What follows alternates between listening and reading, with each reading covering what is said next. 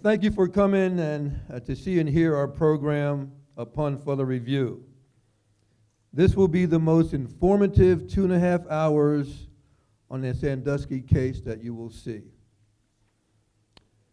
You will see that the first thing you need to do, and the first thing that we need to do, is to protect our children. If you can keep your head when all about you are losing theirs and blaming it on you. The Penn State Board of Trustees tonight decided that it is in the best interests of the university to have a change in leadership to deal with the difficult issues that we are facing. The Board of Trustees and Graham Spanier have decided that effective immediately, Dr. Spanier is no longer president of the university. In addition, Joe Paterno is no longer the head football coach, effective immediately.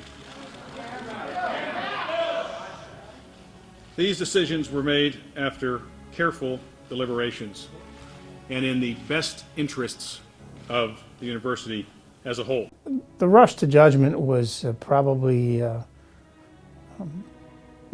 hardest element of this for me to accept, but I guess in retrospect it was predictable.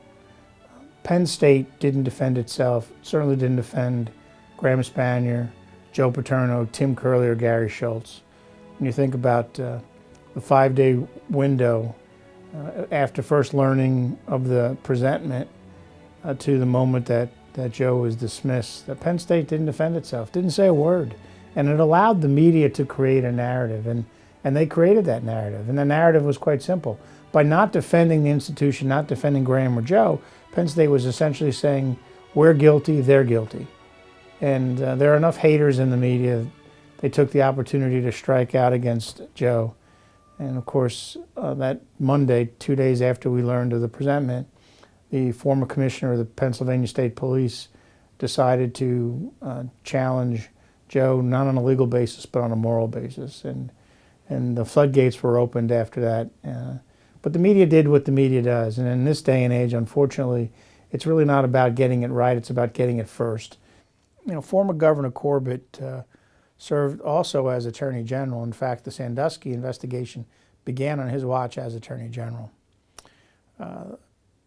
There's no doubt that the former governor had an axe to grind with former President Spanier. And that axe began when the governor was seeking office.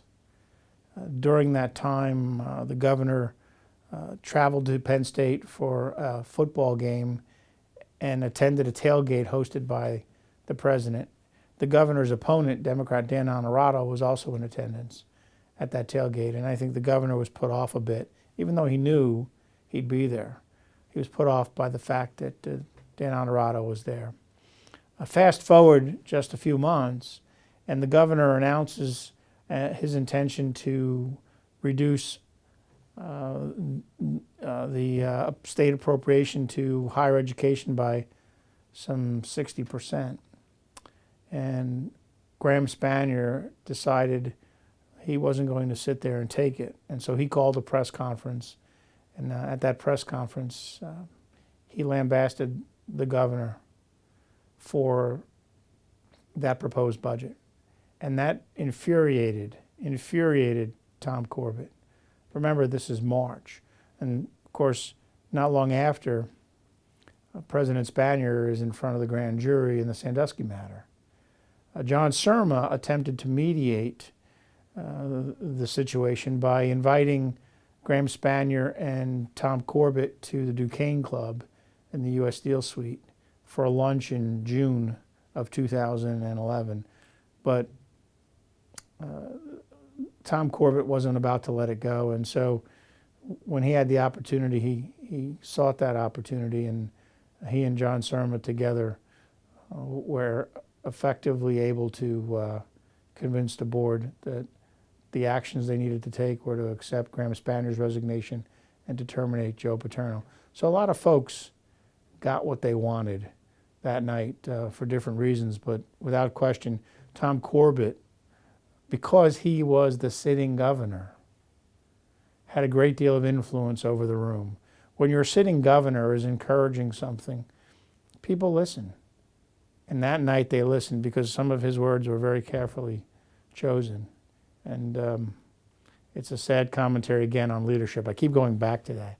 A sad commentary on leadership, and particularly Penn State's Board of Trustees, of which Tom Corbett, as the sitting governor, was a member.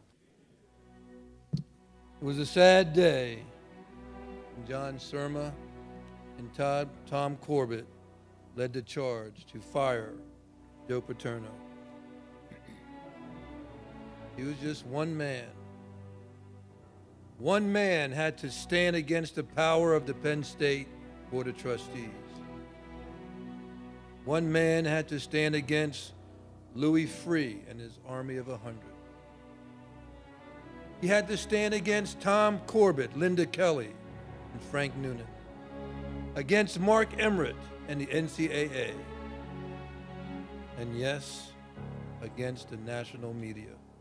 Franco came up with that title. You know, the purpose of it is essentially a play on his football experience, you know, where there's instant replay, and the officials look at a play in question, and then they announce upon further review, and they correct the call that was originally made. So in this case, we all know the call.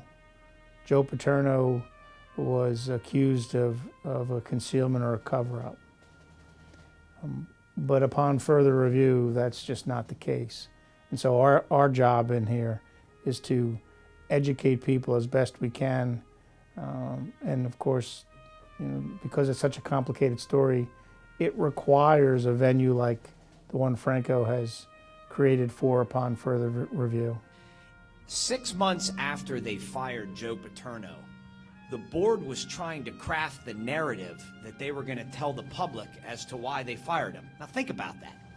You saw John Surma saying November 9th, we're firing him. We don't know why we're firing him. We don't know the facts, but we're firing him. And then, well, they may not have fired him. They just retired him early. But 6 months later, they're trying to craft the narrative. Now, the Free Report's ongoing, allegedly, at that point in time, right? They're sending emails back and forth about the Paterno termination narrative. You have to ask yourself why.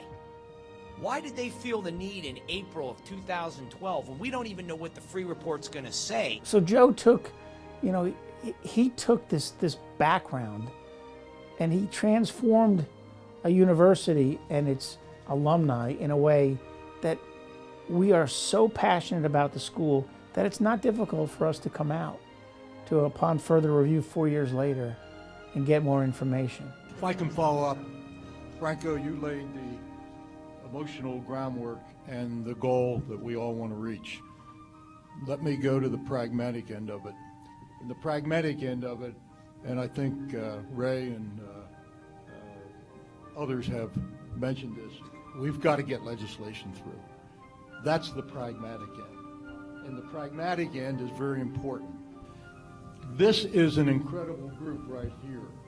You, each and every one of you, are lobbyists, whether you know it or like the word or not. And I was the author of the Sunshine Act, and you're absolutely right, Rob. That was an illegal act as to what they did, and they were never called on it for you because the press was so salacious that they didn't care. So anyhow, I just want to tell you, you're all going to be called upon to help. This is everybody's fight. This is not just a few people's fight. And they want us to go away. They really do think we're going to go away. Like hell we will. And I think that's why so many Penn Staters are offended by what's happened. Because we knew Joe Paterno, and that damn Board of Trustees knew Joe Paterno. And yet, they still managed to dismiss him. I mean, after 61 years, he deserved a hell of a lot better than that. And I'm looking forward to our next event, and I hope you'll join us on June 11th for another Upon Further Review.